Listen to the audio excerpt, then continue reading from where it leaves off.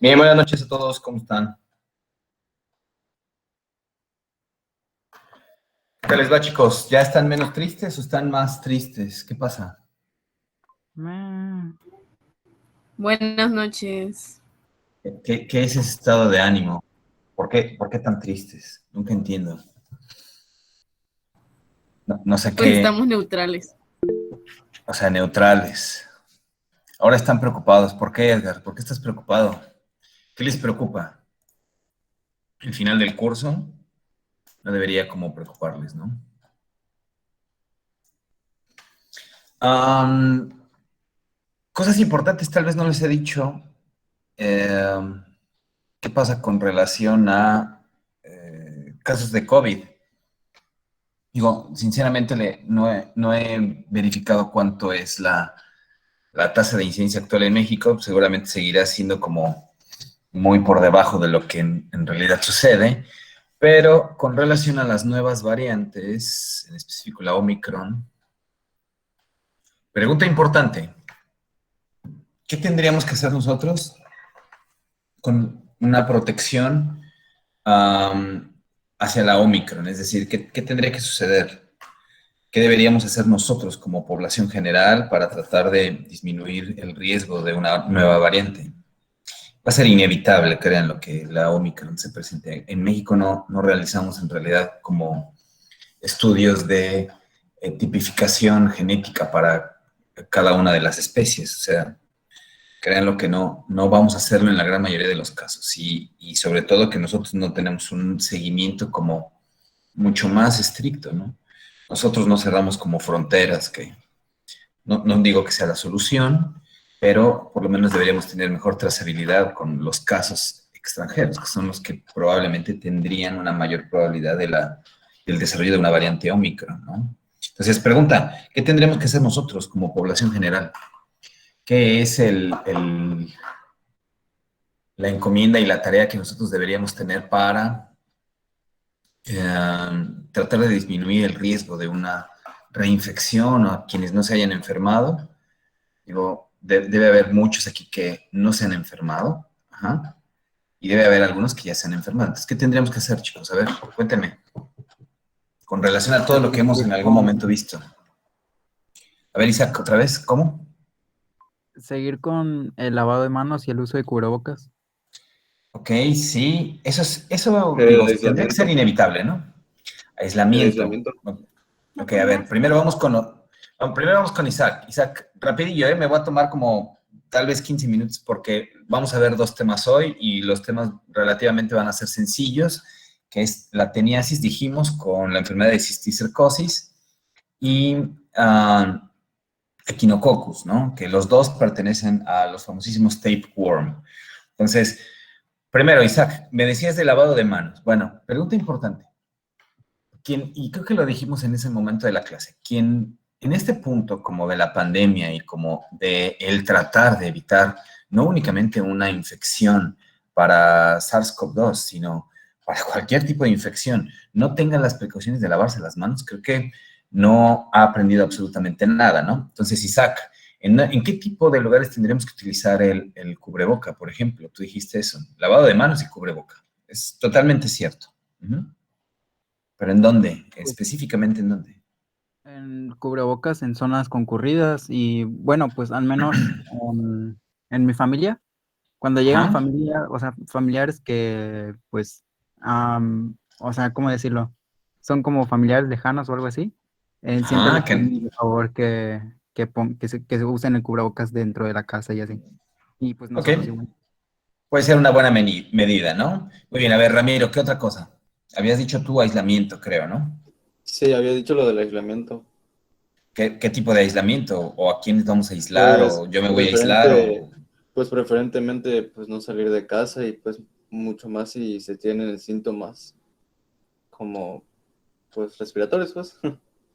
Ok, bien. O sea, realizar, eso es importante lo que dice Ramiro, y creo que mucha gente todavía no lo pone en práctica, ¿no? Aprende. Creo que, sí, no lo pone en práctica, esa es la realidad. Creo que va mucho con relación al hartazgo que tiene la gente, y es una realidad. Digo, todos yo no me incluyo porque creo que soy muy consciente de esa parte, pero tengo inclusive, no sé, les cuento a mi hermano, ¿no? Él está totalmente harto de estar como en una zona prácticamente de cautiverio, el no salir, el no sé, desarrollar como una vida social como antes, lo tiene muy desesperado. Y creo que cuando una sola ocasión tuvo unas manifestaciones respiratorias y se le hizo inclusive una PCR y una prueba de antígeno, ¿no? Totalmente negativo. Um, las personas deberían tener la precaución de saber si yo tengo ya una sintomatología relacionada por lo menos con esto.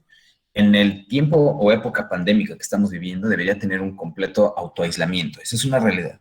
Nosotros deberíamos como impulsar sobre todo eso. Puede ser difícil, por supuesto, y más lo hemos dicho con aquellas personas que necesitan salir a trabajar sobre todo, ¿no? Entonces, sí deberíamos ser como muy, muy, muy insistentes en aquellos pacientes que tienen síntomas respiratorios, hasta no tener una demostración de si es o no es, deberían permanecer en casa por lo menos para una vigilancia y un periodo de aislamiento completo, ¿no? Dependiendo de lo que sea. Y, bueno, buscar de forma oportuna el tratamiento médico para que pueda ir disminuyendo cualquier probabilidad de efectos inflamatorios en cualquiera de los casos que sea la infección, ¿no? Entonces, eso es bueno. Y Yedid, a ver, Yedid, ¿qué habías dicho? No te escuché a ti, sinceramente. Vacunarse. Muy bien. Esa creo, o a este punto quería llegar con relación a la vacuna. Con relación a la nueva, digo, no sé si han leído qué pasa. Digo, el leer implica leer un documento científico, ¿no? Tal vez las variantes, las infografías que pueden aparecer en redes sociales, porque en realidad no dicen nada. ¿Qué pasa con la nueva variante Omicron? Una realidad es que tiene por lo menos identificadas 12 mutaciones, ¿no? Se dice que son 10, pero ya hay nuevos estudios que son por lo menos 12 mutaciones. Esas mutaciones suceden no en la proteína spike, sino sucede sobre todo en la generación de la cápsula y la forma en la que se adhiere. ¿Qué pasa con esto? Que las personas que tienen ya una aplicación de una vacuna contra SARS-CoV-2 disminuye significativamente la eficacia de los anticuerpos dirigidos contra la variante Omicron. ¿En qué porcentaje? Digo, yo leí por ahí en algunas cuestiones que decían reduce hasta un 40% la efectividad de las vacunas. En realidad no es tanto, pero sí la puede reducir entre un 50 a un 60%, y no es en todas las situaciones. También tiene mucho que ver con relación a la aplicación de qué tipo de vacuna se trata la que ya esté teniendo el paciente, ¿no? Y aquí viene algo muy importante que estaba terminando de leer justo antes de la clase y se los voy a pegar acá, ¿sí? Léanlo, es algo como muy sencillo con relación a la inmunidad híbrida. ¿Ven? ¿Qué es una inmunidad híbrida? Esto es algo muy fácil de comprender con relación a la inmunología y cómo se desarrollan los anticuerpos y los anticuerpos dirigidos específicamente producidos por la vacuna.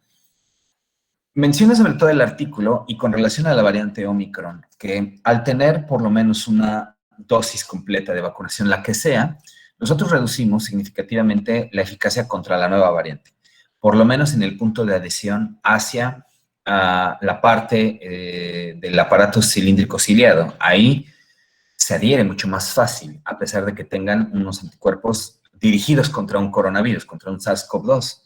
Entonces, sí atenúa la sintomatología, sí puede llegar a disminuir el efecto de una forma eficaz para una enfermedad moderada o severa, pero al final de cuentas sí llega a presentarse mucho más el riesgo de contagio, que es algo con lo que con las otras variantes, incluyendo la variante Delta, no había sucedido tanto, más o menos como en un promedio de protección como en un 70%. Bueno, esto está reducido ahora, imagínense, a un 60%, que es muy significativo. Todavía no hay una información que concluya hasta qué punto puede producir mayor rapidez o dispersión de la enfermedad, menor eficacia completa de la vacunación. Si bien se ha visto que se reduce en un 10%, todavía no hay un dato que concluya. Por lo menos esto tardará en que se sepa qué pasa con esta nueva variante unas 3 semanas. Entonces, nosotros tendríamos ya una nueva información, por lo menos, vaya, por ahí de mitad, pasando hacia los 20 de diciembre. Es decir, un efecto muy importante con las vacaciones que se vienen, ¿no? Y sobre todo las fechas donde se celebran. ¿Es importante? Sí es importante, porque si vamos a tener una nueva variante que tenga un punto más rápido de contagio, por supuesto va a aumentar los casos, ¿sí? Tengo ahora una paciente en Puebla que le estoy dando seguimiento desde acá, que está ya intubada, ¿no? Y vaya, ella tenía una vacuna que es la vacuna Sinovac. Entonces, algo de lo que dice Judith es cierto, vacunarse.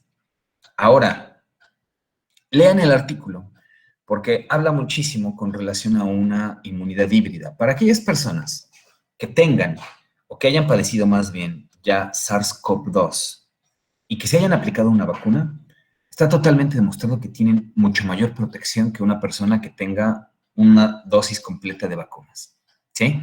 Es decir, supongamos que yo me enfermé en el mes que haya sido, en enero, si les gusta, y después salí muy bien, tengo anticuerpos específicos y posteriormente tuve una vacunación. Eso me garantiza mayor protección.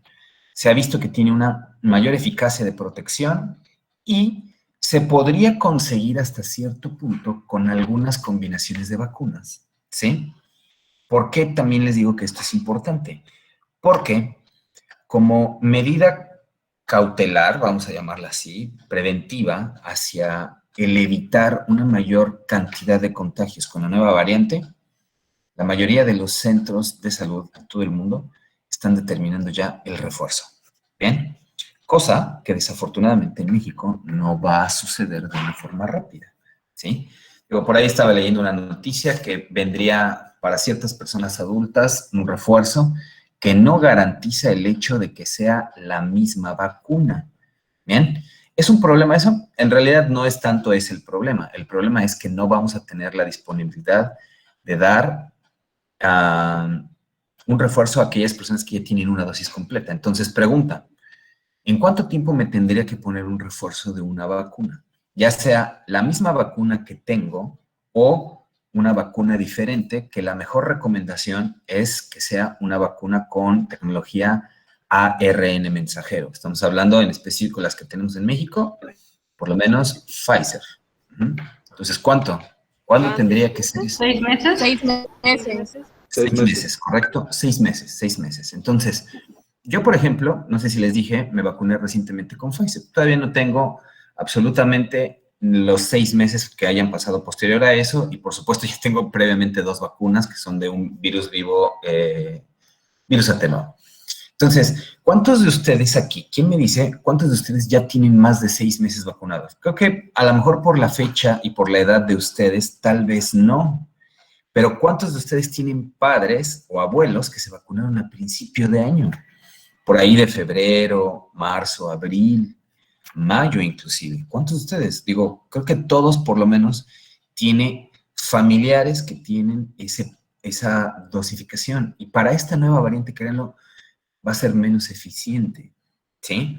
¿Sirve? Sí sirve, ¿bien? No protege al 100%, protegerá contra el contagio tal vez en un 50% contra una nueva variante, contra enfermedad moderada grave tal vez por ahí del 70% hasta el 80%, a lo mejor o menos de eso.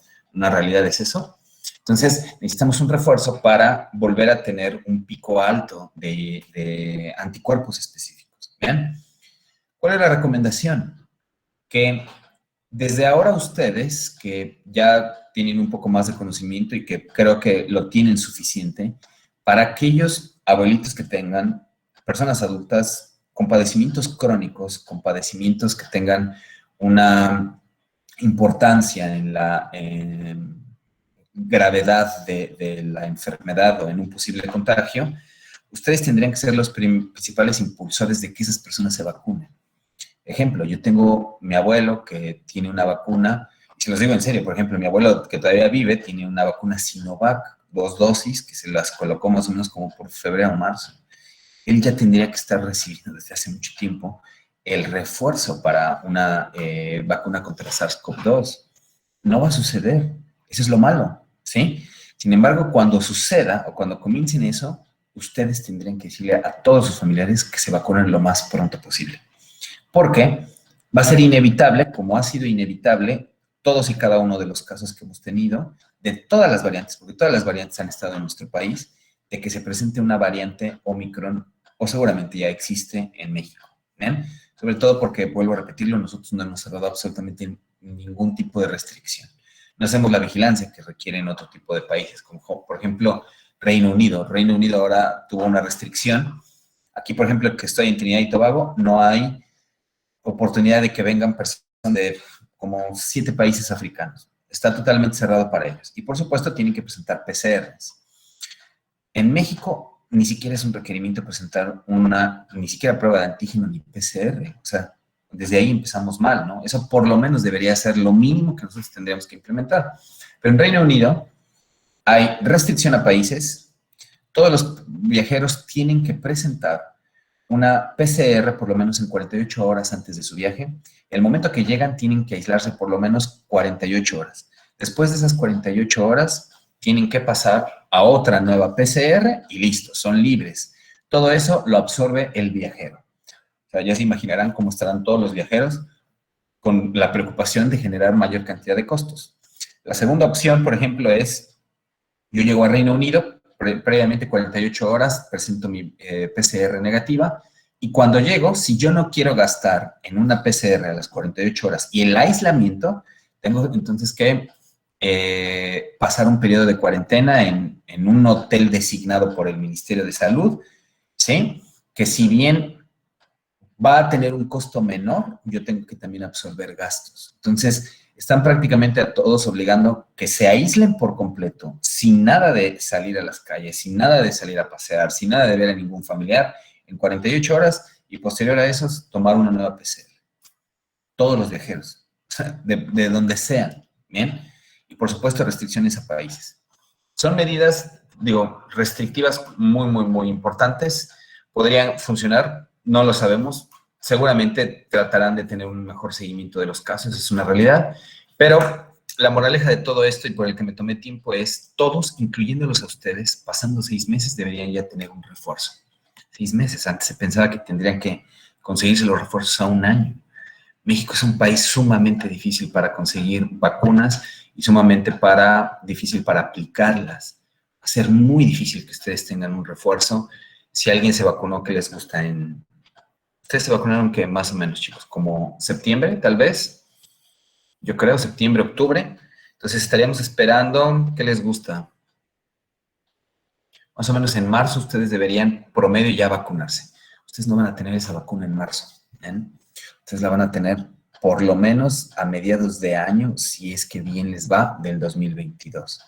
Entonces, ¿por qué es importante? Si tienen oportunidad de conseguir una vacuna, háganlo, ya no tardará, y eso es una realidad, en que se empiecen a conseguir vacunas en medios particulares, quienes tengan oportunidad de viajar y se puedan aplicar la vacuna en otro país.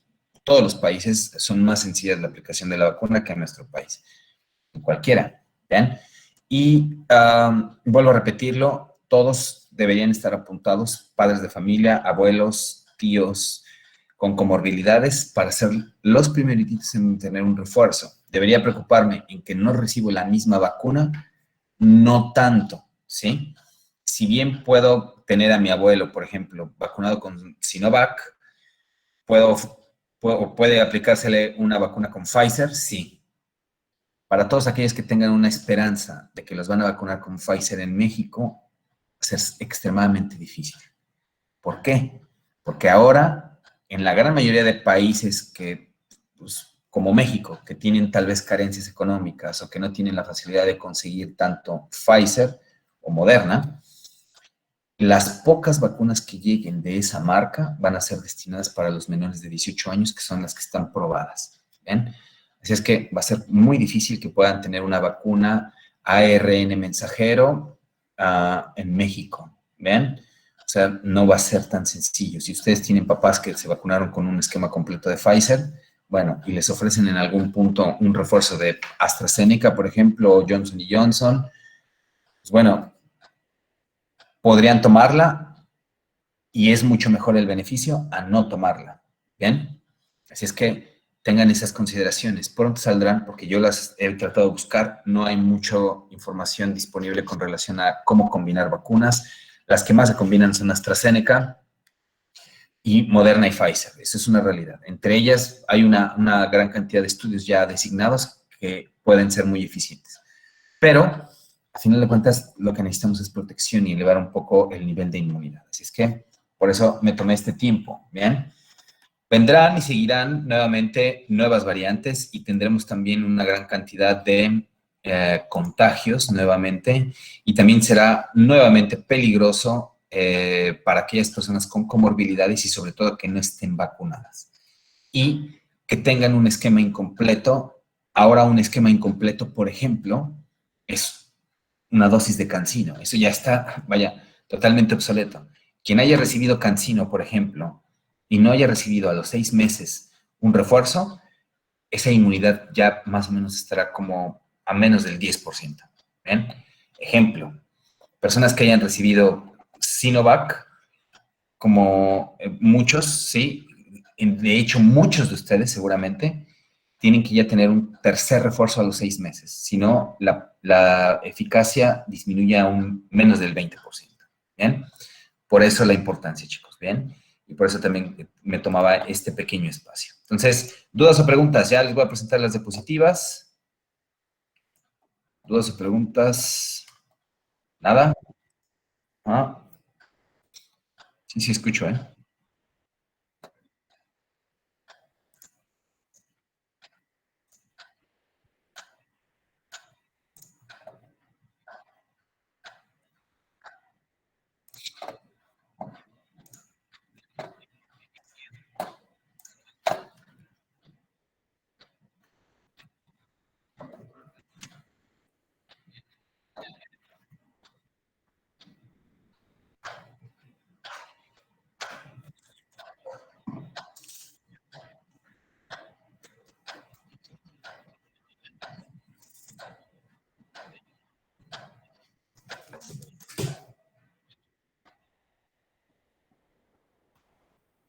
O sea, ¿tú te refieres por el hecho de que las personas están contagiadas con COVID, les dan antibióticos y se generan resistencias?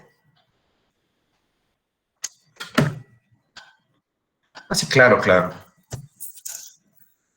Eso ha estado desde hace muchísimo tiempo, la multiresistencia a fármacos. De hecho, o sea, no nada más a lo mejor una información en una página no científica. O sea, está totalmente establecido que las bacterias van a seguir teniendo una adaptación también a los fármacos y cada vez se necesitarán nuevos fármacos que traten de establecer una mejor eficacia para ello, ¿no? Pero sí, sí, sí, esa es una realidad. Y también pasa por el hecho de infecciones virales, ¿eh? Tal es el caso, o sea, una persona que se infecta con algún virus, no se establece una relación clínica necesaria para utilizar el antibiótico, se dan antibióticos y también ahí se generan resistencias. Eso también pasa. ¿Eh? Entonces, bueno, chicos, si no hay ninguna otra pregunta, vamos a empezar con Tenia. ¿Bien? Ah, bueno, adelante.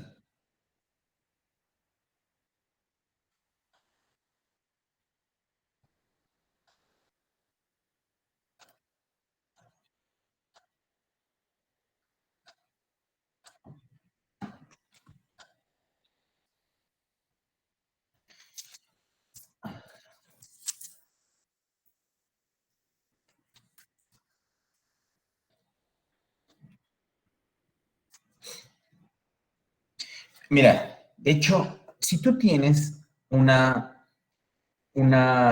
ejemplo, un cultivo, y tú tienes a una persona que iniciaste un antibiótico y que ese antibiótico después ya reportado en el antibiograma es resistente, de hecho la recomendación no es suspenderlo, ¿eh?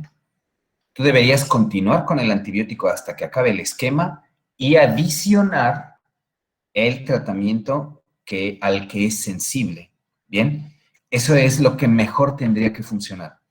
Porque al momento de que tú suprimes de una forma tan rápida, si bien genera o tienes un estado de resistencia, vas a generar un mayor efecto o potencializar el efecto de resistencia hacia el antibiótico.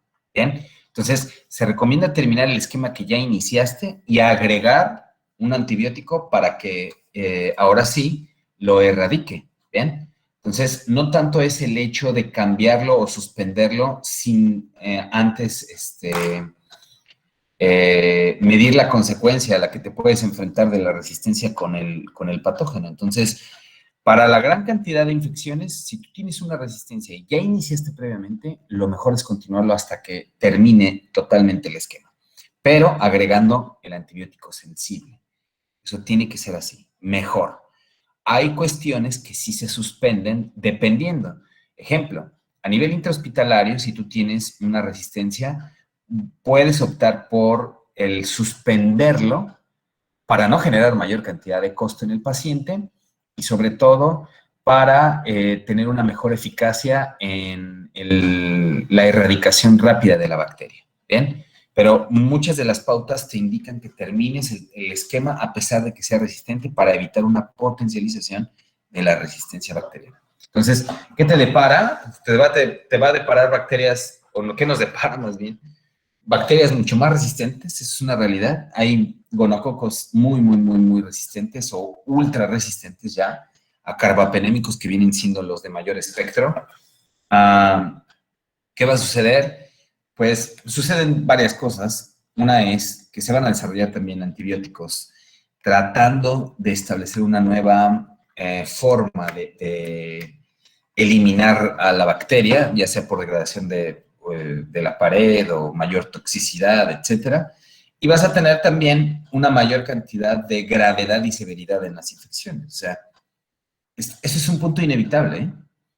O sea, cualquiera de las dos cosas va a suceder o está sucediendo, más bien dicho. ¿Bien? Entonces, cosas básicas que ahorita acabamos de ver y preguntar, el lavarse las manos, por ejemplo, para evitar cualquier tipo de infección, sería otra. ¿Qué otra? Por ejemplo, para evitar una infección de transmisión sexual, pues tal vez utilizar el preservativo, que si bien en algunas de las cuestiones no protege a un 100%, por supuesto que disminuye para muchas otras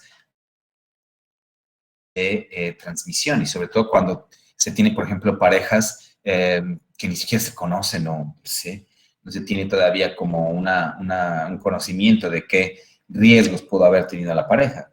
¿Qué otra cosa? Tratar o evitar en la mayoría de las que se pueda comer en sitios insalubres, ¿no? Cosas de ese tipo. O sea, lo básico nunca va a pasar de moda. Las medidas básicas en realidad nunca se cambian por alguna situación extrema. Tal es el caso de lo que estamos viviendo con SARS-CoV-2. Así es que puntos inevitables van a suceder, por supuesto, cosas que vamos a tener que siempre implementar, las medidas básicas, no hay de otra. ¿Bien? Entonces, si no hay ninguna otra duda, pregunta, ahora sí, teniasis. ¿Bien? Vamos a empezar. Ya nos faltan dos patógenos. Este es Taenia solium, o Taenia saginata, o Taenia asiática. Ya explicaré por qué. Y la siguiente es Echinococcus, que a las dos se les denomina tapeworm, o sea, tape de cinta y worm. ¿Ven? Ya vimos entonces quiénes eran el hookworm, el hook de gancho, ese era Anquilostomas, el pinworm, que son enterobius vermiculares, porque tenían la colita que le propiciaba una mejor también adherencia, y estos son los tapeworm. Entonces, eso es como el conocimiento en la clínica de habla inglesa.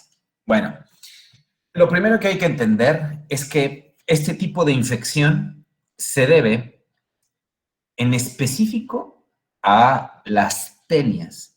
Y vamos a tener formas clínicas, que es la teniasis y la cisticercosis, porque se presentan dos tipos de enfermedades diferentes. Y eso tiene que ver con el estado del ciclo del parásito. ¿Bien?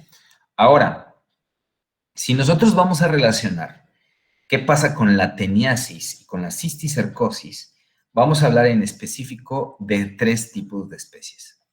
Taenia solium, Taenia saginata y Taenia asiática. ¿Bien? Que si a alguno de ustedes, que sí lo vi, les faltó, por ejemplo, el mencionar el Taenia asiática, bueno, adiciónenlo. ¿Por qué? Porque Taenia asiática ha sido tal vez una de las entidades patógenas parasitarias recientemente reconocidas que puede provocar la misma sintomatología de una Taenia solium. ¿Bien? ¿Por qué separamos Taenia solium y Taenia saginata? Bueno, la respuesta está en el proceder de la carne, porque dentro del ciclo evolutivo que tiene el parásito, el que va a generar una contaminación directa hacia el humano por la ingesta de los proglótides va a ser Taenia solium con el cerdo y Taenia saginata con la carne de res. Y algo pasa muy específico, ya lo hablaremos tal vez más en la fisiopatología, pero en el cerdo, lo que más se infecta con relación a esto es en realidad las partes del sistema nervioso central del cerdo. Digo, ¿quién de aquí ha probado los sesos de cerdo? Digo, ¿quién no ha ido a carnitas, no? Pero ¿quién ha probado los sesos de cerdo? ¿Alguien de aquí? Me van a decir que ahora no. O sea, se comen hasta el pochitoque y no han comido sesos. ¿Alguien de aquí que haya comido sesos? Yo les digo, yo he comido sesos y son deliciosos, ¿sí? ¿Alguien de aquí que los haya comido aparte de yo? ¿Nadie más? No Yo, puede ser. doctor. Nadie. Muy bien, Dania y Amairani. ¿Dania no? Sí, no, le dije que nadie. Yo no. Bueno, Dania creo que sí, ¿no? Bueno, saben riquísimos en realidad. Ahora, ese es uno de los principales riesgos que se tiene para la ingesta de Taenia solium.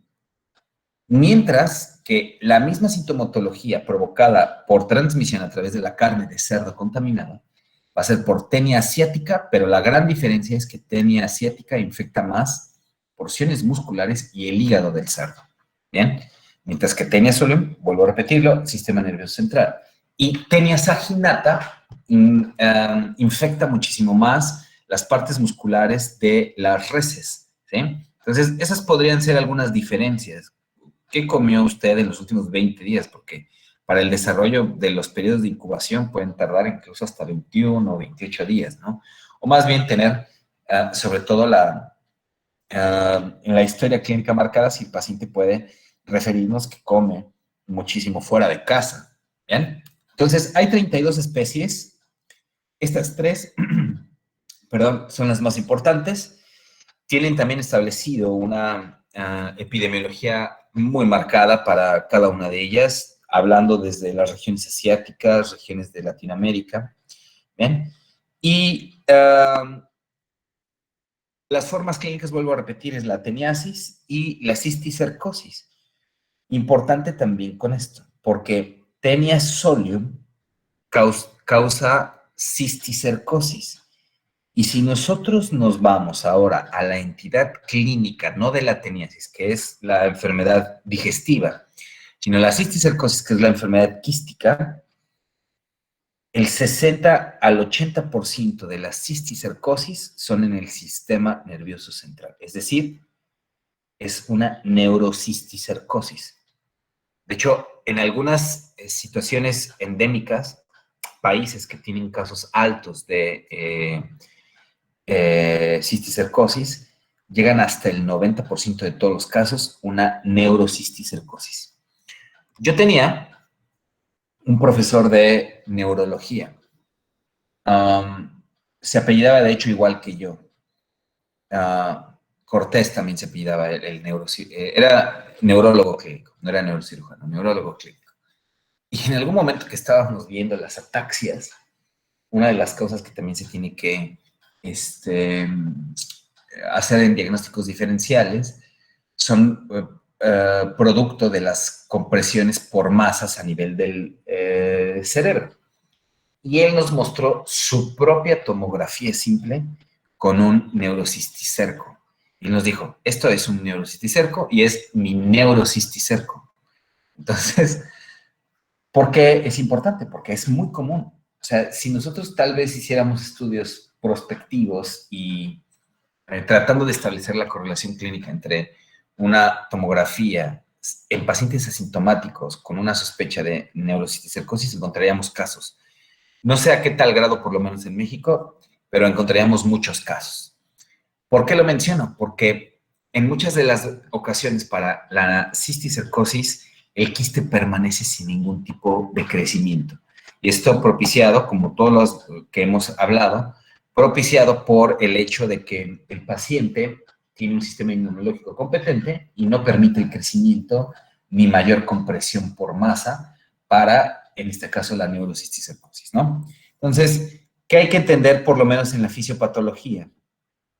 Ya empezamos entonces a diferenciar que Taenia solium, cerdo, mucho más probabilidad de neurocisticercosis. La Taenia saginata es más dirigida hacia la carne de res. Esta entidad produce mayor cantidad de teniasis más que cisticercosis. Y también tenemos una tenia asiática que nos puede dar la sintomatología que la tenia solium. Entonces, vámonos al ciclo de vida. Los humanos son el anfitrión prácticamente definitivo, pero no son los intermediarios. Aquí tiene entonces el rol importante la carne de cerdo, sobre todo para Taenia solium. Bien, entonces, cuando nosotros tenemos ya a un huésped contaminado, que más o menos viene siendo en estas zonas, lo que va a depositar prácticamente son huevos que iniciaríamos en este punto. Es decir, estos huevos o proglótides grávidas, es decir, digo la traducción, recuerden lo que el estado de gravidez es como un estado de embarazo, ¿sí? Vamos a hablar lo que son proglótides cargadas de parásitos que podrían generar un estado de maduración importante.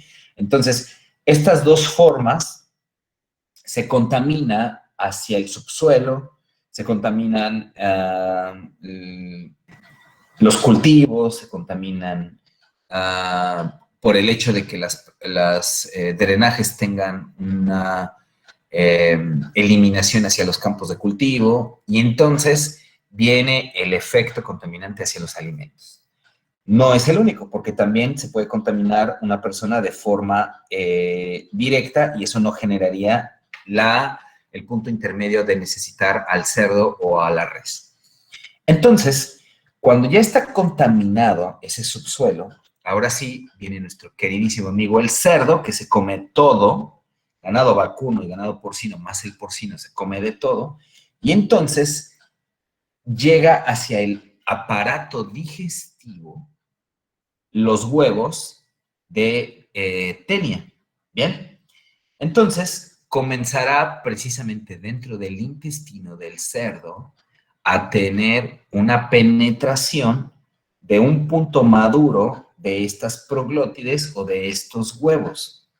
Y esto va a llevar a que el cerdo tenga una liberación de los embriones y de ahí penetren a su intestino principalmente y entren a la circulación.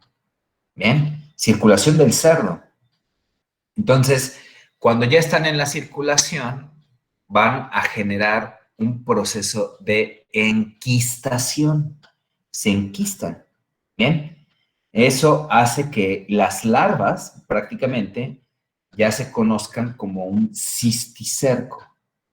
Y para el cerdo, esto generará un punto más o menos de enquistamiento y de proceso infeccioso en aproximadamente unos 2 meses. Entonces, aquí viene ya la gran aparición de que el humano va a tener el consumo de carne de res o carne de cerdo, que en este caso tiene mucho que ver con el mal cocimiento que tenga. Esa es una realidad. Porque ejemplo para los sesos, o para yo que he comido sesos, ¿no? Si los sesos están totalmente fritos y bien cocidos, disminuyen en un 98%, si es que tuviera un quiste de cisticerco, la parte infecciosa. Es decir, las altas temperaturas sí eliminan a los quistes. Entonces, para que se genere un punto de infección, tiene que el humano consumir carne, no vamos a decir la cruda, pero no bien cocida para el cerdo o para la res. Bien, a mí, por ejemplo, me gusta muchísimo la carne de res en los cortes, término medio. Bien, no término 3/4 ni nada de eso, pero me gusta término medio, muy jugosa. Entonces, eso también no es una buena cocción, a final de cuentas, y si la carne estuviera contaminada con Taenia saginata, bueno, yo podría adquirir entonces esa fase también larvaria, ¿bien? Entonces, el cisticerco, ya al momento de que se genera un punto de ingesta alimentaria, tiene que ser, vuelvo a repetirlo, de que no esté bien cocida, vamos a tener entonces ya la deglución de estos cisticercos, ¿bien? Y al momento de que llegan al intestino delgado, esto es, fíjense, carne de res y carne de cerdo contaminada con los cisticercos, ¿bien? Llegan al intestino delgado y prácticamente generan un punto de adhesión al intestino provocada por una porción que se le conoce como el escolex, o el escolex, perdón, es con acento en la O, el escolex. Entonces, el escolex es prácticamente lo que va a generar la adhesión en nuestro intestino y de ahí se va a producir una tenia madura. ¿Ven? Ya esa tenia madura, aquí viene también lo interesante, va a tener un estado de, no vamos a llamarlo incubación, porque en realidad no se está incubando, ya está creciendo la tenia adulta. Eso le tomará aproximadamente incluso hasta unos 2 meses. Se dice inclusive que promedio tiene hasta 10 semanas. Bien, la que es más rápida es la tenia solum que la tenia saginata. La saginata, que es por carne de res, tiene un periodo mayor y la tenia solum más o menos unas 5 a 8 semanas, ¿no? Puede ser un poco más rápida por la ingesta de carne de cerdo. Y de aquí, ya cuando madura, bueno, ¿qué creen? La tenia empieza a producir huevos. Se dice que cada tenia, una sola tenia, produce 50,000 huevos por día. ¿Bien? 50,000 huevos por día es increíble, ¿no? Y esa tenia madura puede vivir hasta 25 años. Ahora, aquí viene algo para que no se confundan. Lo mínimo que puede tener una persona es una sola tenia, y con una sola tenia tiene en realidad la persona para generar puntos infecciosos importantes. Bien, pero podría llegar a ingerir hasta 2 cisticercos o 3 o 4 cisticercos. O sea, no me quiero imaginar, por ejemplo, esta porción de la derecha que está totalmente contaminada, cuántos cisticercos se estarían ingiriendo y de ahí la producción de tenias maduras. Bien, con la subsecuente producción de huevos y también una consecuente probabilidad de generar enquistamiento y que entonces podríamos tener lo mismo que le sucede al cerdo. Es decir, un proceso en el que penetra el intestino, ¿bien? Y entonces ya vamos a tener lo mismo que le sucede al cerdo, ¿bien? Es decir, un proceso de maduración del quiste o enquistamiento mayor, cisticercosis, y que podría viajar, dijimos, como mayor predominante hacia el cerebro. Bien, aquí en el 60, vamos a llamarlo al 80, 90%, de acuerdo a la literatura que ustedes tengan, se va a provocar la cisticercosis. Entonces, sitio de mayor afectación para la cisticercosis es neuronal. Bien, neurocisticercosis. Esto para que lo que vean es el escolex, perdón, y de ahí empezarán a generar ya los puntos de maduración. Entonces, se entendió ¿se entendió cómo va a surgir este punto de infección, chicos? ¿Cómo nosotros podemos obtener una ingesta importante de cisticercos? Sí, doctor. Sí, doctor. Sí, doctor. ¿Vamos bien? Bueno, vámonos entonces a las manifestaciones clínicas. ¿Bien? Lo primero es que para que se genere un punto de cisticercosis, dijimos, hay que existir antecedentes. Si yo soy vegetariano, puedo tener una infección por tenia o puedo tener una infección por cisticerco, ¿sí o no? ¿Qué me dicen?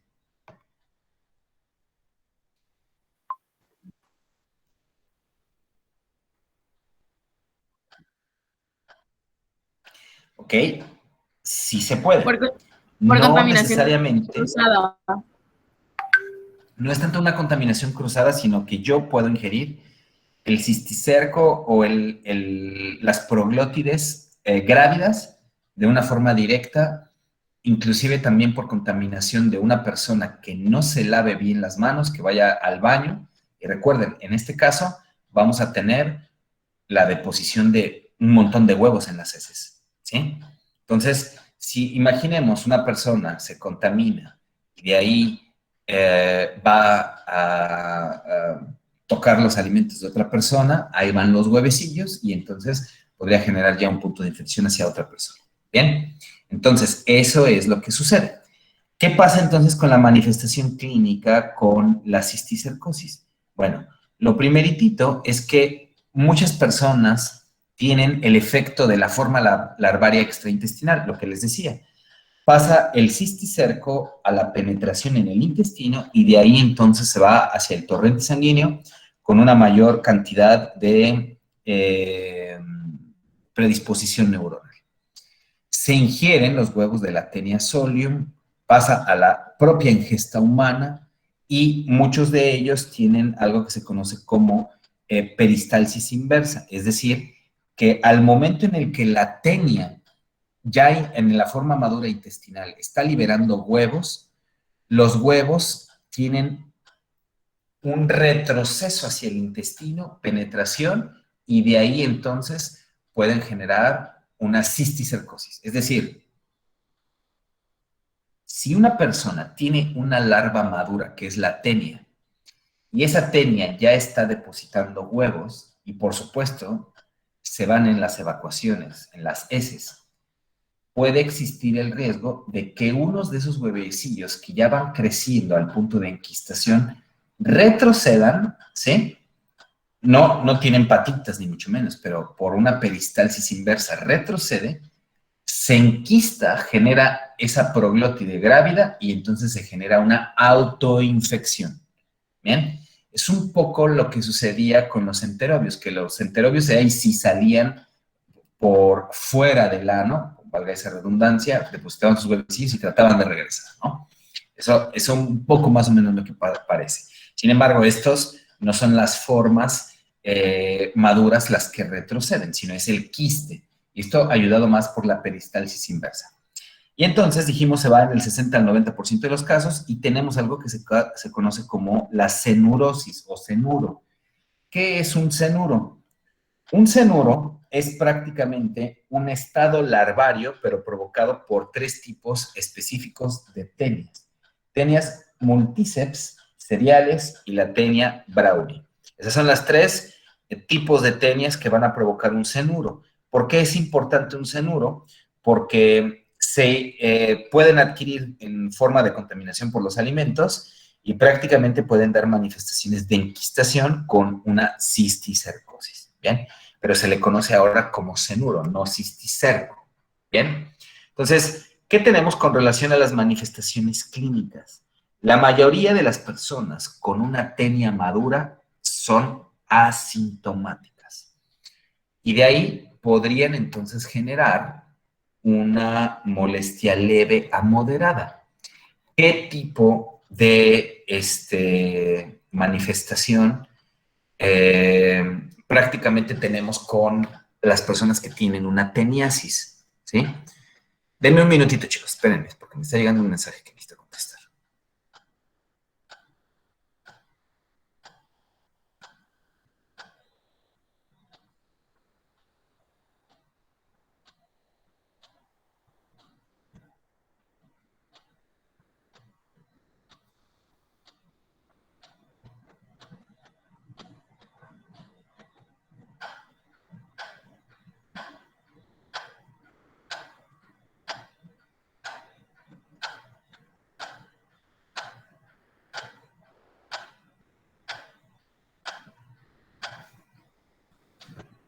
Bien, entonces una persona puede llegar a tener un dolor abdominal que es, vaya, nada específico, es ligeramente punzante a tendencia a un dolor abdominal cólico y que esto la mayoría de las personas infectadas en edades infantiles lo tienen.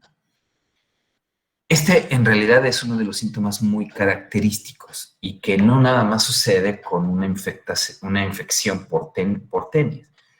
Puede suceder hasta como por bacterias. Muchos de los pacientes, en este caso ya más adultos por arriba de los 14 años de edad, se pueden quejar de náuseas matutinas. Y por supuesto, algo que hemos visto en la gran mayoría de las infecciones por parásitos. Pérdida del apetito, fatiga, pueden tener debilidad y alternancias, que eso sucede más en las infecciones parasitarias, es una realidad, de estreñimiento, diarrea, estreñimiento, diarrea.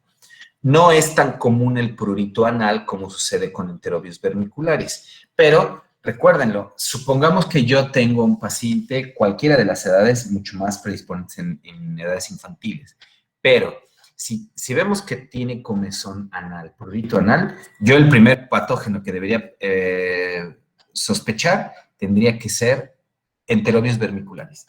Si yo hago mi técnica de celofán y de ahí a la microscopía y no veo absolutamente nada que me indique que es enterobius vermicularis, bueno, tendría que ir a los diagnósticos diferenciales y ahí se tendría que incluir la tenia solium. ¿Bien? O sea, sí podría generar esta parte del prurito anal. Puede inclusive dar síndromes de hiperexcitabilidad a nivel intestinal que más o menos haría como ese crujir de vísceras que muchas de las personas manifiestan cuando tienen sintomatología diarreica. ¿Bien? ¿Qué otras cosas pueden tener? Conforme va aumentando el dolor, como todas las parasitosis también, podrían generar una apendicitis, podrían generar una obstrucción biliar y pancreática por el hecho de que la tenia comience a crecer, porque tiene una longitud considerable, y podríamos tener ectopias sistémicas hacia el oído medio, hacia la vagina y hacia el útero. ¿Qué significa esto de ectopia? Pues bueno, que la tenia en realidad vaya a ese sitio. Me van a decir, doctor, no es común. Bueno, no es común, hasta en un 15% de los casos puede ocurrir. O sea, estamos hablando un porcentaje, si no bien el más alto, sí vamos a tener un porcentaje significativo. De hecho, vuelvo a repetirlo, en situaciones endémicas, de acuerdo a la epidemiología, vamos a tener hasta un 45% de los pacientes que va a tener puede ir hacia otro punto, ¿bien? O sea, puede ser alto dependiendo del sitio. Entonces, este es un video. Esto es en realidad una tenia, ya posterior sobre todo al tratamiento antihelmíntico, tratamiento antiparasitario, que en este caso, los tratamientos, adelantándome un poco, no tienen que ver con los ibimendazoles, como lo hemos visto con el albendazol y el mebendazol. Aquí se utiliza el praziquantel. Bueno, eso es una tenia, ¿sí? No sé si les conté, pero la primera vez que yo vi una tenia así fue porque me la llevaron en realidad a el consultorio cuando tenía mi servicio social. Yo nunca en la vida, y se los digo de una forma sincera, había visto un parásito así. Y llegó la mamá y me dijo, fíjese que tenía pañal todavía el niño, era como de 2, 3 años, si no mal recuerdo. Dice que mi hijo acaba de arrojar una lombriz. Yo así, me dice, sí, mire, y o sea, me abrió el pañal y ahí estaba la tenia, ¿no? Entonces, la había arrojado sin necesidad de un tratamiento antihelmíntico. Al parecer, le habían dado como algunos test o no sé qué le habían hecho y la arrojó. ¿Qué se tiene que hacer? Por supuesto, puede ser única, sí, pero también puede haber otra. Entonces hay que darle un tratamiento que sea efectivo. Los tratamientos son con praziquantel, el efectivo para tenia solo. Bien. Bueno, esta es una tenia cutánea porque, recuérdenlo, al momento de que madura, la, la, la fase ya de la teniasis comienza a tener una predisposición de desarrollar esa ectopia, así se le conoce, o diseminación sistémica. ¿Bien?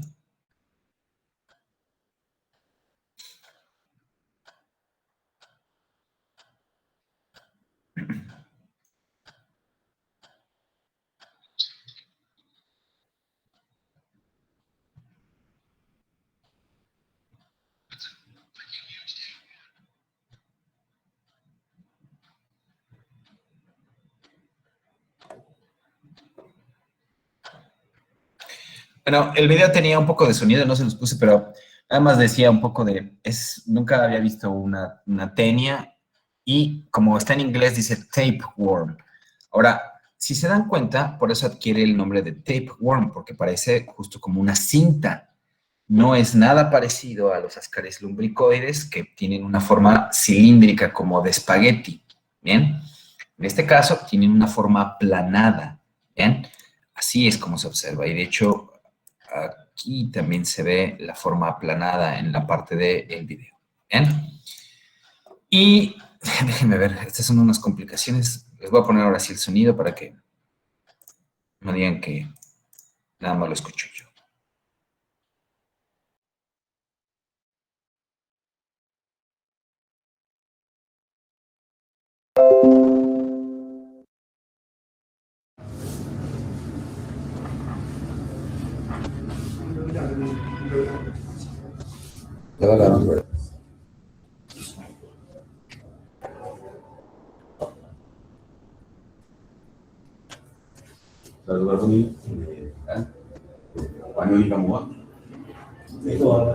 It's not.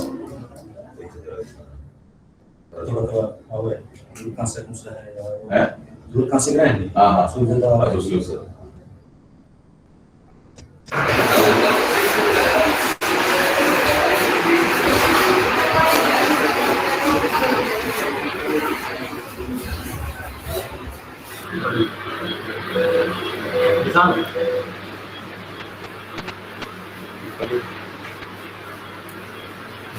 largos.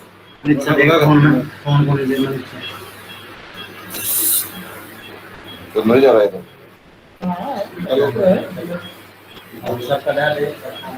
Sala. ¿Verdad? ¿Cómo ni lo? Espera ya que lo entre, ¿verdad?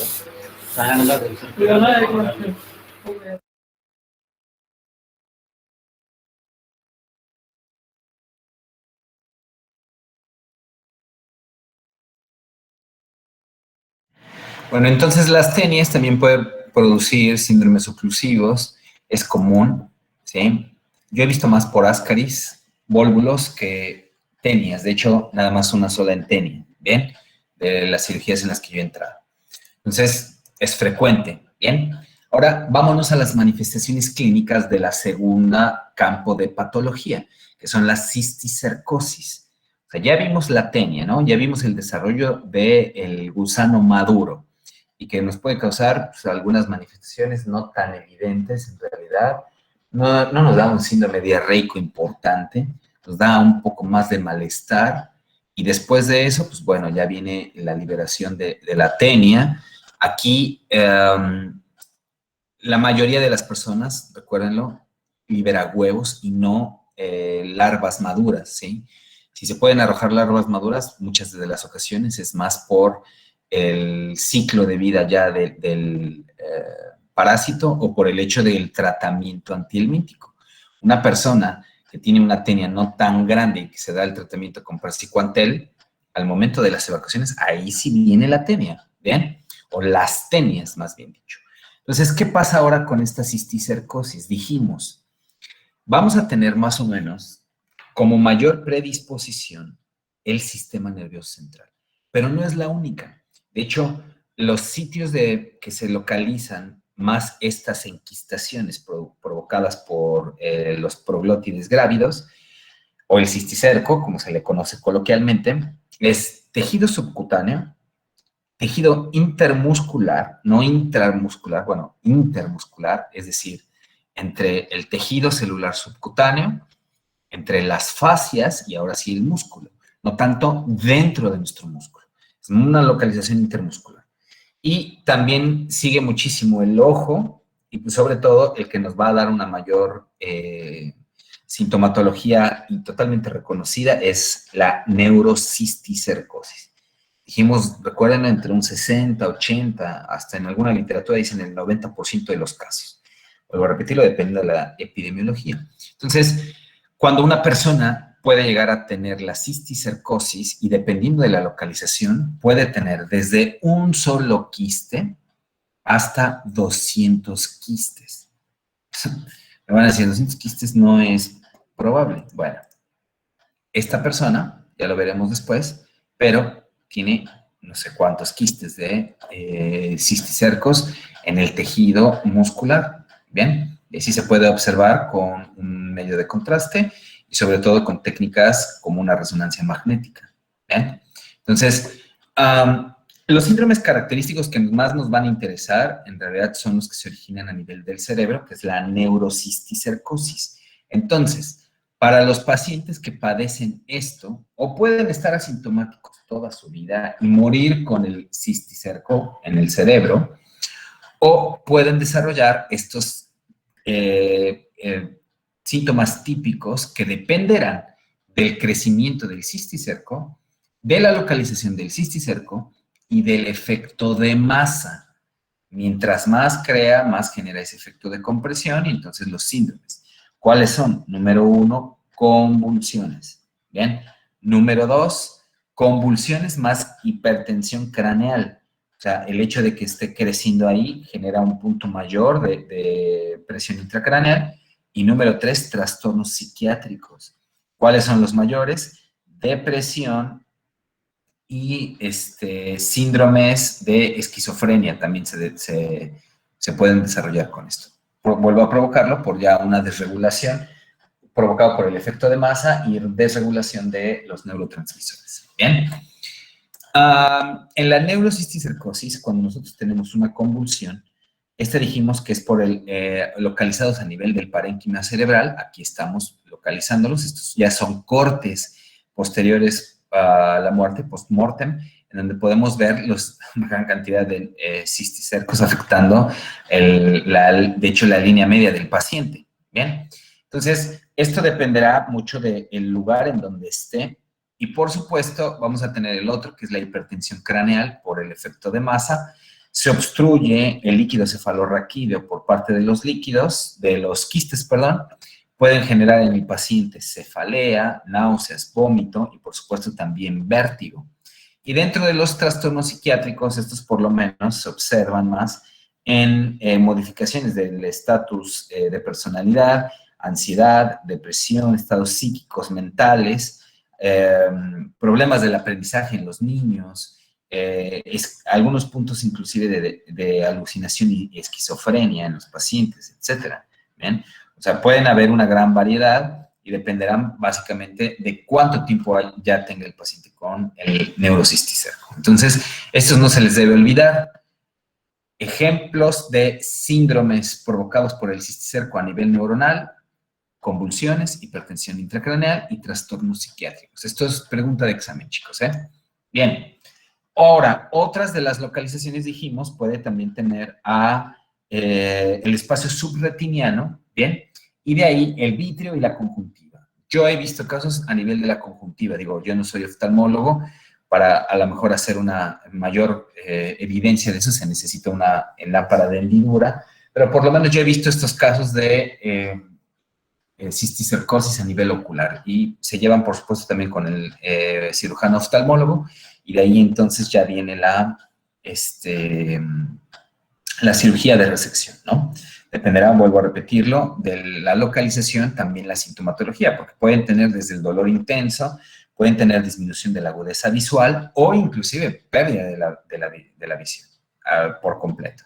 Bien, y cuando nosotros tenemos ya la afectación de este cisticerco, el músculo puede causarnos miositis aguda, que es prácticamente el proceso inflamatorio a nivel muscular, que puede incluso acompañarse de anomalías neurológicas como las paresias o alteraciones sensoriales. Es decir, si yo estoy teniendo un punto de compresión a nivel muscular, si tengo por ahí algún nervio sensorial o motor, eso también va a dar una afectación directa en ese sitio.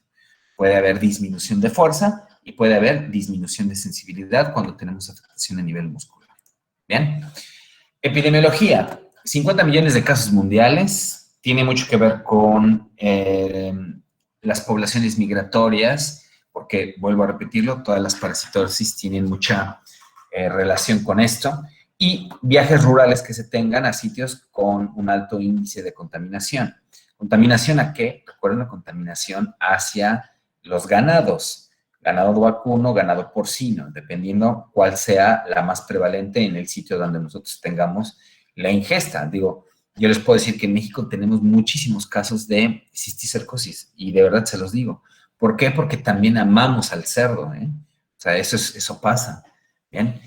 Los sitios de mayor localización, Asia, África, América Central, en México tiene una prevalencia del 3.6% de los casos, es altísimo, altísimo.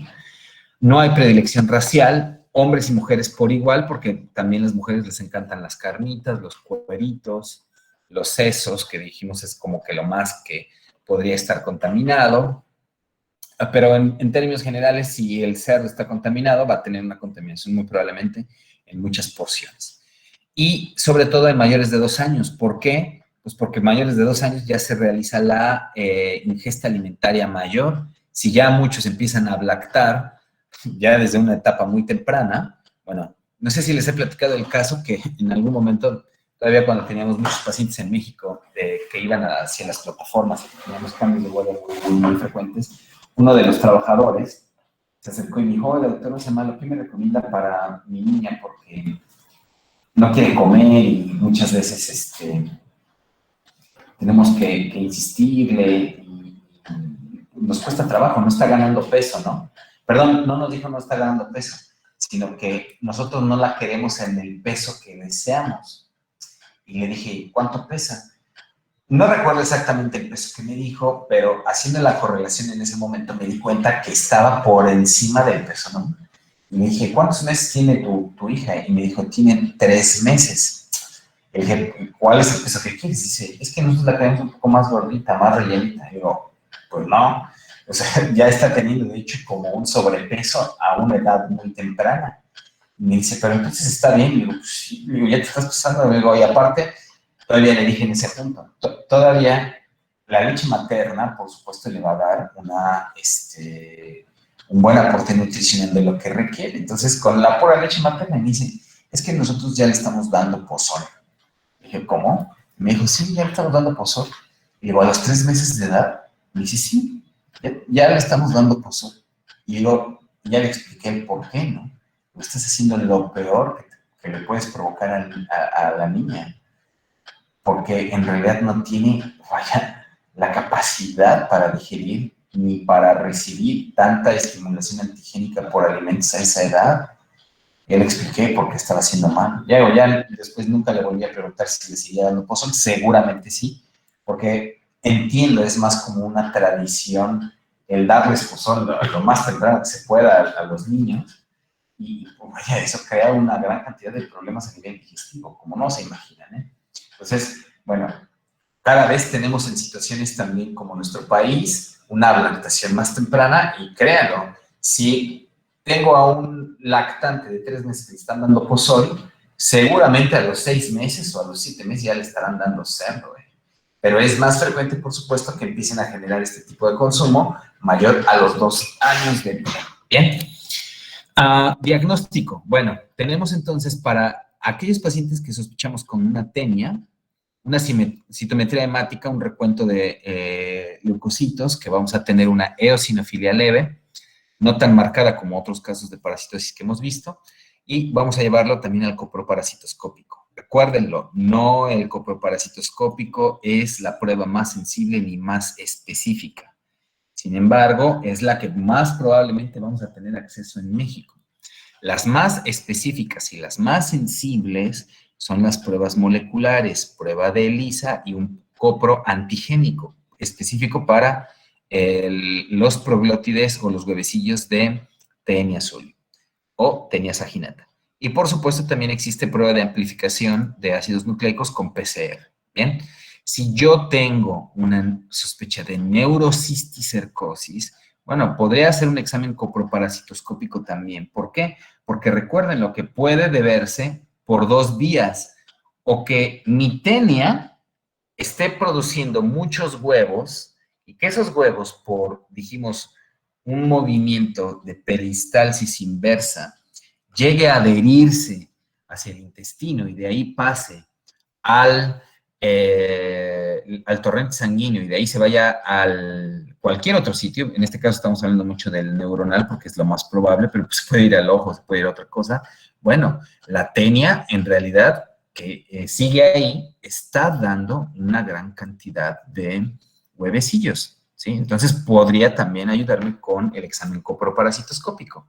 Y la segunda forma de adquirir ese cisticerco, pues es directamente del animal contaminado y muy probablemente que llegue de la forma quística y que desde ese punto no genere la larva madura, perdón, y de ahí entonces ya pueda pasar directamente al torrente. Esta es la menos probable, ¿sí? Sin embargo, voy a regresarme. En el ciclo de vida de la proglótide grávida puede pasar directamente hacia el punto infeccioso. ¿Ven? Por eso, importante que ustedes, si se meten, vuelvo a repetir, el CDC, creo que, miren, si no mal recuerdo, CDC ya es tan amigable que piensa como en los latinos y creo que ya toda la información está en español, para aquellos que no lean en inglés. ¿Ven? Entonces, entiendan muy bien estos ciclos y créanme que nunca se van a perder. ¿Qué más tenemos para la neurocisticercosis? Bueno, tenemos una punción lumbar, que recuérdenlo aquí, siempre que tenemos ya síndromes de compresión, los pacientes se pueden quejar de muchos síndromes dependiendo de la localización, hasta afectación de los pares craneales. Entonces, el efecto de punción lumbar va a suceder con una normalidad en el 50 al 90% de los casos, con hipoglucemia, con aumento de las proteínas, muy similar a la bacteriana, pero con cantidades de eosinofilia más marcadas de lo normal. Entonces, yo veo eosinófilos elevados en el líquido cefalorraquídeo, entonces ahí sí tenemos la probabilidad de pensar en una parasitosis. Y algo que es altamente de prueba de elección para una neurocisticercosis se conoce como inmunotransferencia. Me faltó la S aquí. Se lo voy a poner de una vez porque luego no las modifico. Inmunotransferencia ligada a enzimas EITB, que prácticamente es la prueba que más vamos a utilizar porque se hace un estudio a nivel molecular importante que nos va a dar ya el análisis, por así mencionarlo, de la especificidad alta. De hecho, tiene una especificidad del 99% para la neurocisticercosis. Entonces, es muy bueno esto, ¿no? No está disponible en todos. Sí existe en México la inmunotransferencia ligada a enzima EITB, no en todos, ¿sí? Y esto nos confirma la neurocisticercosis con los pacientes que se tengan. De hecho, en algunos libros, si no me recuerdo, hablan de una especificidad del 100%, o sea, 99 al 100%, es altísima. Así es que es muy buena. ¿Qué otro tipo de medios vamos a tener? Bueno, también vamos a tener las técnicas de imagen. ¿Por qué? Porque recuérdenlo, esto puede darnos una diferencia de contrastes y entonces podemos desde las radiografías simples para los cisticercos calcificados, por el efecto que se tiene al llegar el macrófago y rodearlo y enquistarlo, podemos utilizar las tomografías axiales computarizadas para quistes y granulomas y resonancias magnéticas, que esto nos va a dar una mayor especificidad para los nódulos murales dentro del quiste. O sea, recuerden que a final de cuentas estos proglótides generan ese punto de protección, pero dentro podríamos tener a ese estado de gravidez del proglótide, ¿no? Entonces se podría contener o podría entonces generarnos una mayor cantidad de problemas.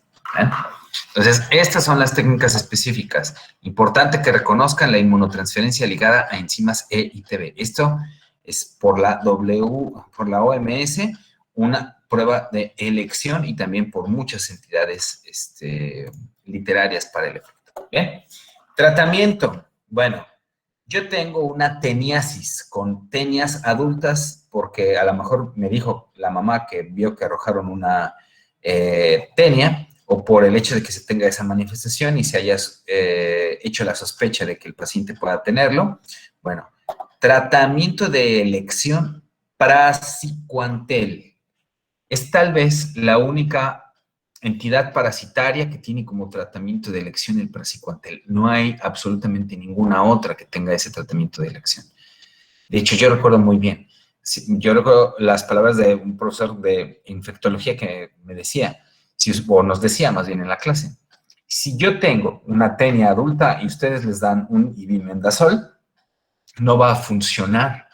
Y aparte van a pensar que sí funcionó por el hecho de que muchos pacientes no tienen sintomatología considerable. Bien, entonces podrían generar la falsa expectativa de que se radicó y no es así. Entonces, cada vez que ustedes tengan una sospecha de un tapeworm, de una tenia adulta, hay que darle praziquantel, así de sencillo.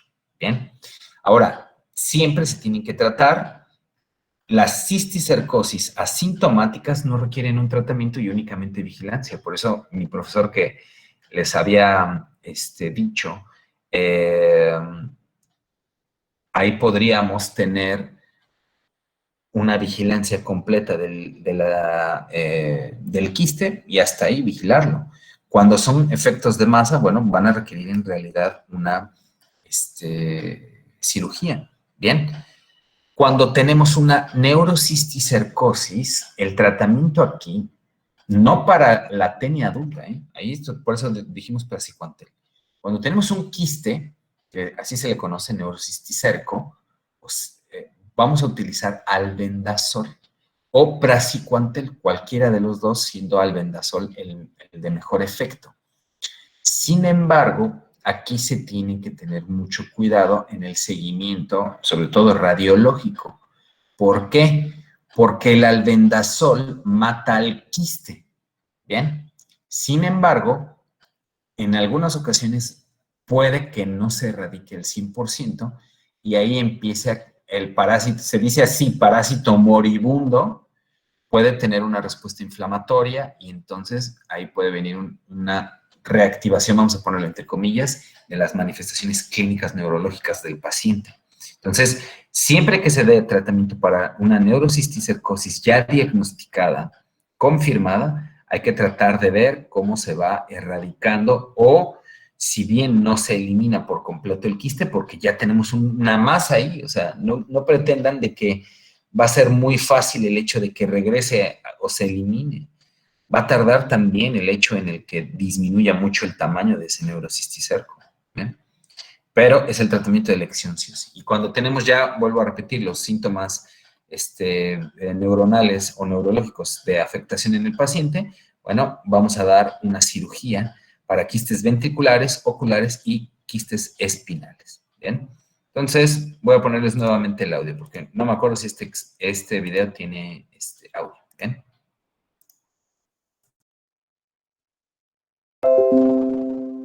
छोड़ ना लाइट बंद कर देंगे ना इधर का लाइट है oh my God Don't take it in the abdomen, no? Where there's bowel. Intestine दिखा ना पूरा ले रहा हूँ ना मैं क्या चिल लगा ओह माय गॉड कितनी मोटा है मैगी लीटर ऊपर साथ चल रहा है पापा पापा इतना बड़ा कैसे रहता है उस टाइम इसकी फोड़ दे इसका रिश्ता नहीं है अब इसके लिए सुनिए तो पक्का है कंफर्म है আমি কি করব আর বল কোন পরে বসে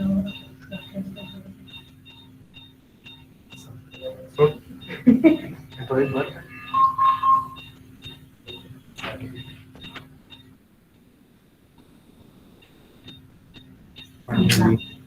एक मिनट लेंथ বলেছে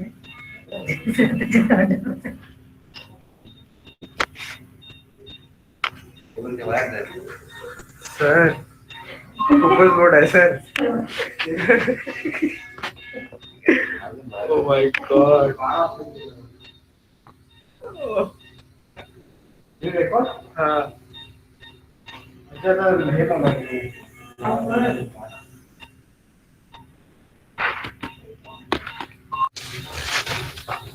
हाँ सर काला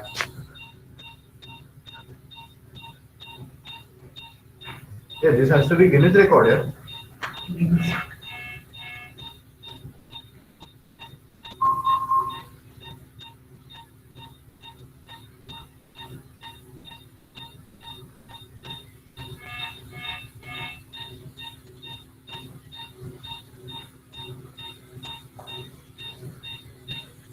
Now it is completely out.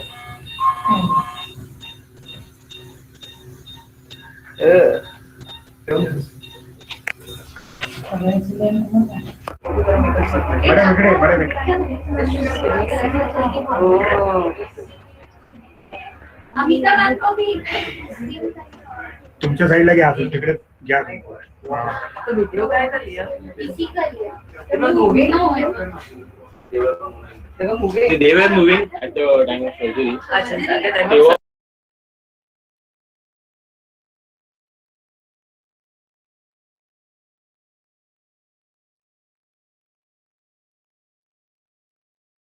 Bien, entonces, dudas o preguntas, chicos, con relación a las tenias. ¿Vamos bien? Sí, doctor. Sí, doctor. Gracias, gracias. Vamos ahora con los equinococos, ¿bien? Ya vamos a terminar. La equinococosis, ¿sí? Genera principalmente una enfermedad que se conoce como quiste hidatídico. No es mola hidatídica, ese es otro tipo de enfermedad y tiene mucho que ver con gineco-obstetricia.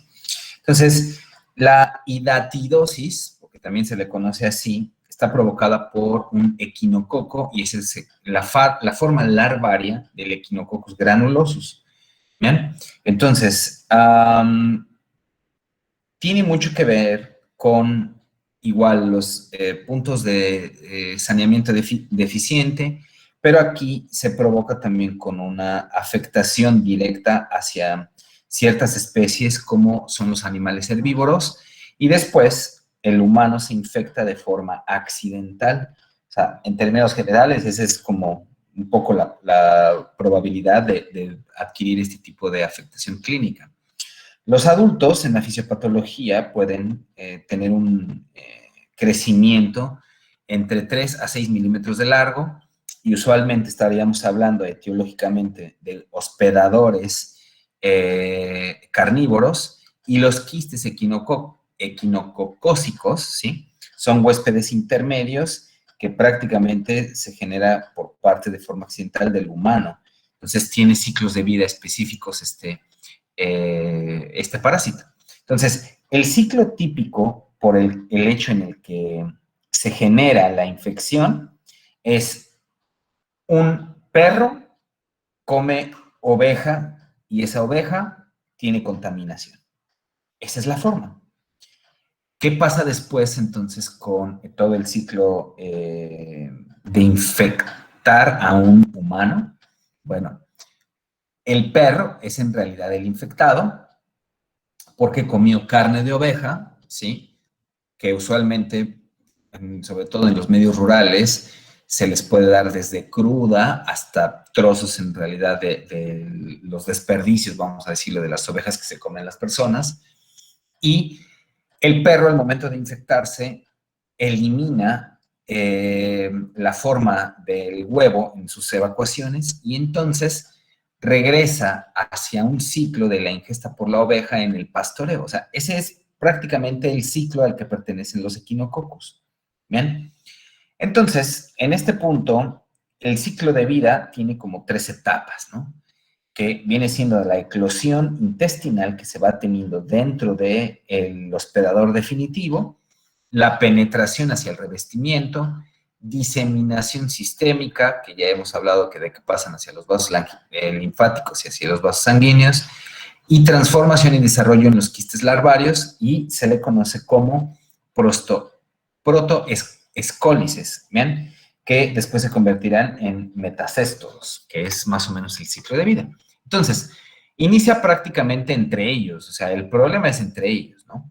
Sin embargo, en algún punto, el huésped definitivo, que es el perro, bueno, aquí entonces genera un punto larvario y ese punto larvario va a generar huevos embrionados o cargados del material genético y de la forma madura del parásito.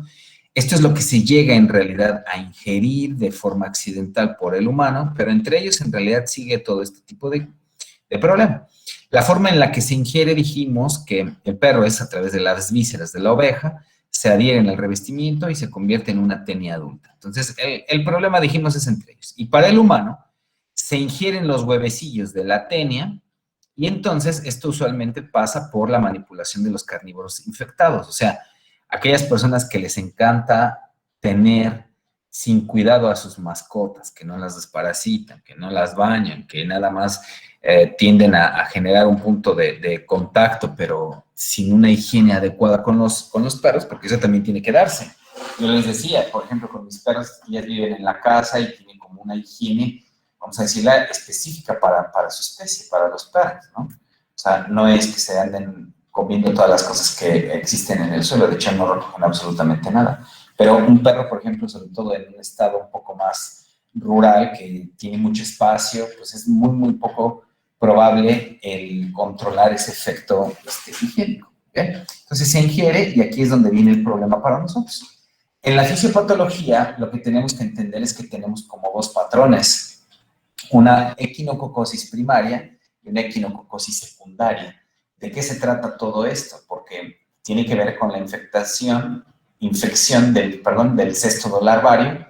Y entonces, en la equinococosis primaria, vamos a tener el desarrollo de los metacéstodos, que aquí dijimos, se convierten precisamente de un huevo a un metacéstodo, infestan o empiezan a afectar directamente hacia el hígado, o sea, ese quiste se va hacia el hígado, y entonces tenemos también una probable afectación en esa zona por la circulación portal hacia los pulmones y los músculos originados de forma adyacente. ¿Bien? Entonces, en la equinococosis primaria vamos a tener una afectación de quistes larvarios. En el 80% de los casos se presenta un solo quiste. Es más probable que tengamos uno solo a que tengamos más. Y en 2/3 partes de estos quistes solitarios, la localización va a ser en el hígado. En la equinococosis secundaria, ahí ya tenemos una proliferación de este quiste hacia una larva y hay una diseminación desde el sitio primario con una ruptura del quiste. O sea, se rompe. Eso créanme que causa una eosinofilia muy marcada, demasiado marcada en realidad, y que podría generar también una reacción de hiperinfección, como lo que sucedía con lo que veíamos con otro tipo de patógenos, y también un estado de eosinofilia altamente marcada con las afectaciones clínicas que eso conlleva.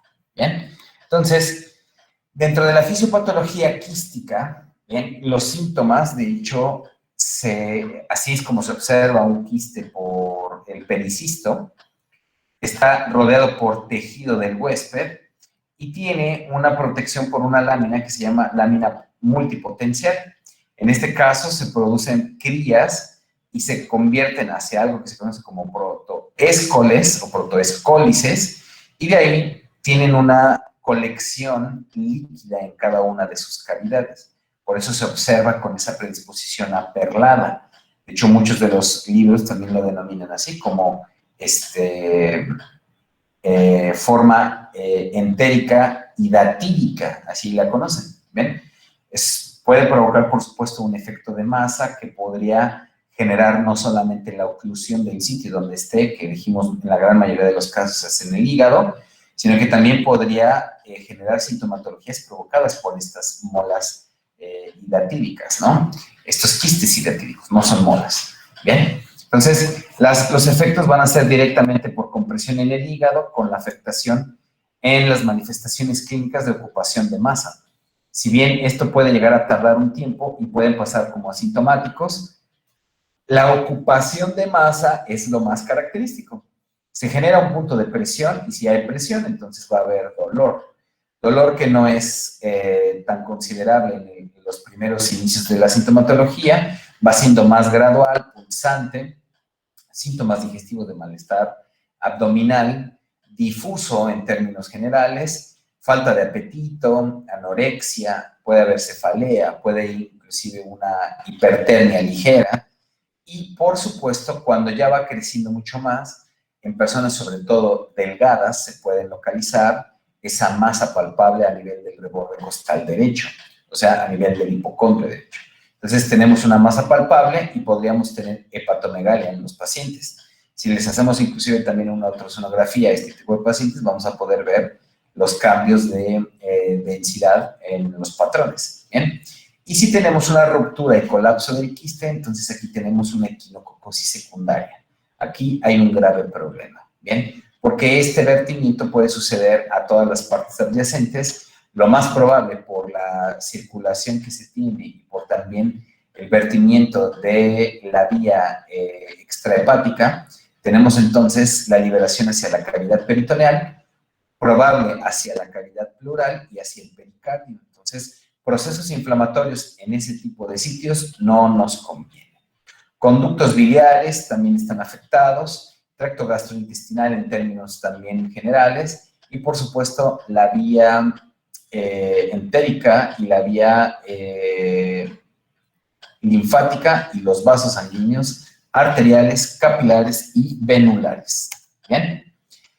En las manifestaciones digestivas, lo que ustedes están viendo es un paciente con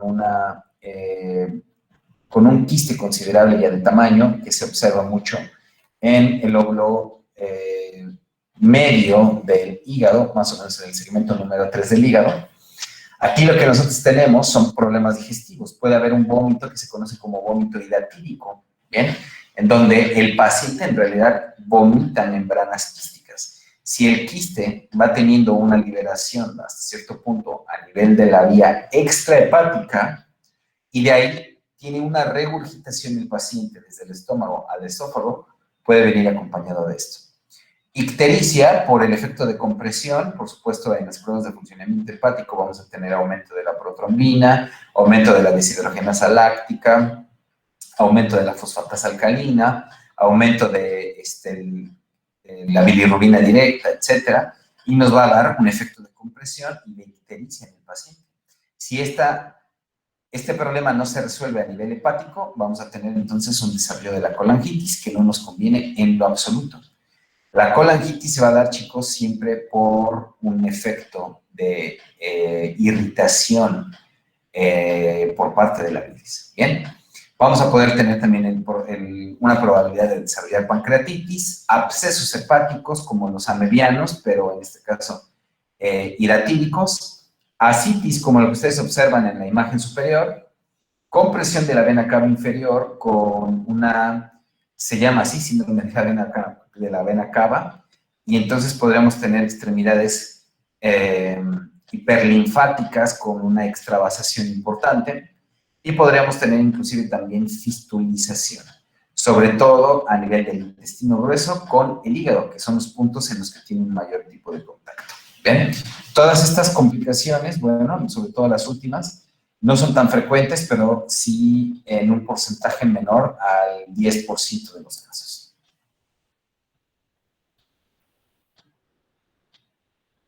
Tenemos también, déjenme ir por agua, chicos, ¿sí?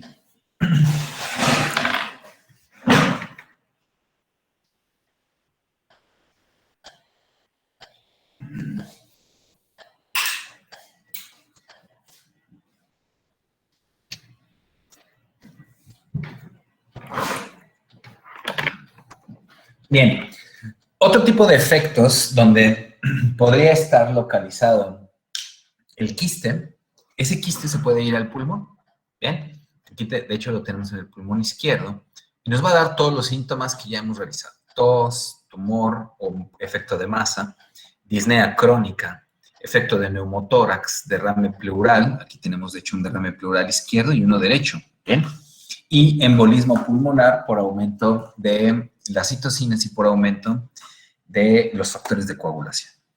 A nivel cardíaco tenemos derrame pericárdico y también tenemos embolia, un embolismo provocado por la liberación de los factores proinflamatorios. ¿Bien? Y en la epidemiología, este es el recubrimiento del quiste, tenemos una clasificación estandarizada por la Organización Mundial de la Salud, que de hecho viene prácticamente en esta forma. No se las voy a preguntar en realidad, pero tiene mucho que ver en la predisposición y localización que tenga. Se hace un efecto de separación de la misma forma quística y esta es la forma de clasificación. Solamente es como un brevario, no se las voy a preguntar, ¿no? Porque necesitan tener conocimiento en radiología ahí, ¿ven? Y creo que, por supuesto, ustedes todavía no lo tienen, ¿ven? Entonces, podemos en la epidemiología también tener razas nativas que tengan el pastoreo de ciertas ovejas con la crianza también o cuidado de mascotas como son los perros, y que de ahí se origine entonces el proceso. Esto, por ejemplo, es muy frecuente en regiones europeas como Escocia. Ahí comen muchísimo oveja y hay muchísimos perros que podrían tener la contaminación directa, ¿no? Pero también existen regiones endémicas en América Central, sobre todo las que tengan un punto montañoso y de pastoreo para ovejas. América del Sur, sobre todo en la región de Chile, Perú, Argentina, en el Medio Oriente y en China. Menos de un caso por 100.000 habitantes. O sea, no es una patología tan frecuente, pero créanlo, yo ya la he visto. Mujeres más que hombres, en este caso se invierte ya la tasa de incidencia a nivel femenino. Tenemos también predilección por niños, porque a final de cuentas son los que más manipulan hacia las mascotas, y puede generarse muerte por choque anafiláctico y taponamiento cardíaco, que son tal vez las situaciones de complicación más relevantes. El diagnóstico, ¿bien? En el diagnóstico podemos utilizar una serología con la determinación de una inmunoglobulina G para el paciente, que se puede llevar a cabo por hemaglutinación indirecta, ensayo inmunoabsorbente ligado a enzimas, que es la prueba de ELISA, y por supuesto también tendremos en nuestro paciente que solicitarle pruebas de funcionamiento hepático, que ya les dije cuáles son las que van a estar aumentadas. Fosfatasa alcalina, deshidrogenasa láctica, tiempo de protrombina, sobre todo el tiempo de protrombina directa, y bilirrubina directa, son las que van a estar ahí. Hiperamilasemia, cuando tenemos una predisposición al desarrollo de la pancreatitis, y también eosinofilia en el 60% de los casos. Se puede utilizar una colangiopancreatografía retrógrada endoscópica para el diagnóstico también del paciente, una punción por aguja fina guiada por ultrasonografía, radiología y, por supuesto, los estadios de ecografía, que podríamos tener los asintomáticos o un seguimiento a la respuesta. Esa es la forma. C1, 2, 3, 4 y 5, que se le conocen como hialino, multivesicular, membrana desprendida, heterogéneo predisponentemente sólido y el calcificado, con sus variantes, por supuesto. Y el tratamiento. Si yo tengo un quiste de menos de 5 centímetros que tiene la capacidad de resolverse, tratamiento de elección, albendazol. Si el quiste tiene un tamaño por ecografía o por tomografía entre 5 a 10 centímetros, vamos a dar albendazol más tratamiento percutáneo. Es decir, vamos a tratar de reducir el tamaño y después por una punción tratar de extraerlo. Pero si el quiste tiene un tamaño mayor a los 10 centímetros, cirugía o cateterismo continuo, dependiendo de la localización. Albendazol, tratamiento prolongado por más de 3 meses. Cuando ya tratamos de reducir o quitar el quiste, siempre que tenemos que dar un tratamiento hasta por 3 meses, con una tasa de efectividad de curación de entre el 30 al 50% de los pacientes. ¿Bien? O sea, inclusive podríamos darle un seguimiento con albendazol, y para algunos casos se ha demostrado que el tratamiento prolongado puede disminuir el tamaño y erradicar hasta cierto punto el quiste. ¿Bien? Se da también radioterapia, o sea, como si estuviéramos tratando un tumor para tratar, o con el objetivo, más bien dicho, de disminuir ese tamaño del quiste, y después a lo mejor optar por una terapia antiparasitaria específica con los ibimendazoles. Y también, nada más para hacer el énfasis en las cirugías, hay que los quistes que sí son importantes, mayores sobre todo a los 10 centímetros, vamos a utilizar ya técnicas desde las laparoscópicas, hasta las técnicas abiertas. Es más fácil operar en una técnica abierta a este quiste porque, por supuesto, vamos a, si se hace un vertimiento del contenido del quiste, vamos a tener grandes problemas, ¿bien? Por eso, en las técnicas laparoscópicas, al momento de la extracción, se podría romper y no sería nada bueno. Mortalidad en el 2% y una recurrencia del 2 al 25%. Entonces, una forma mucho más amplia. Entonces, Dudas o preguntas que tengamos con relación a la equinococosis, chicos. ¿Vamos bien? No, eso es tratamiento de elección para los quistes mayores a los 10 centímetros. El tratamiento de elección es el albendazol. Bien, ese es con el que tú le vas a dar un tratamiento inicial y que en algunos casos podrías hasta erradicarlo, ¿no? El objetivo hasta cierto punto es primero reducir el tamaño del quiste. Porque si no reduces el tamaño del quiste, no va a haber probabilidad de que tenga curación completa o al 100% el paciente. ¿Bien? Entonces, siempre utilizar el albendazol. Tratamientos prolongados pueden erradicarlo. Hay que, inclusive cuando ya se eliminó, tratar de prolongar un poco más el tratamiento y cuando se haya hecho una cirugía, también darles tratamientos con albendazol para erradicar cualquier tipo de recidiva en ese tipo de pacientes. ¿Ok? Entonces, ¿vamos bien, chicos? ¿Todo bien? Sí, sí, todo bien. Sí, doctor. Muy bien. Todo bien, doctor. Entonces, mañana vamos a tener VIH, ya terminamos digestivo y va a ser seguramente el tema con el que vamos a terminar. Que no, o sea, si bien su examen es hasta el miércoles de la siguiente semana, podríamos ver, y tal vez me interesa mucho, puede ser dependiendo de cómo vayamos desarrollando VIH, para los que han tenido también, no sé cuántos de ustedes se han acercado a leer VIH, yo me acuerdo muchísimo, porque todavía tengo mi libro, pero desde que lo leí en el Lunch Papadakis, se le dedican un capítulo entero a VIH. VIH puede ser muy extenso.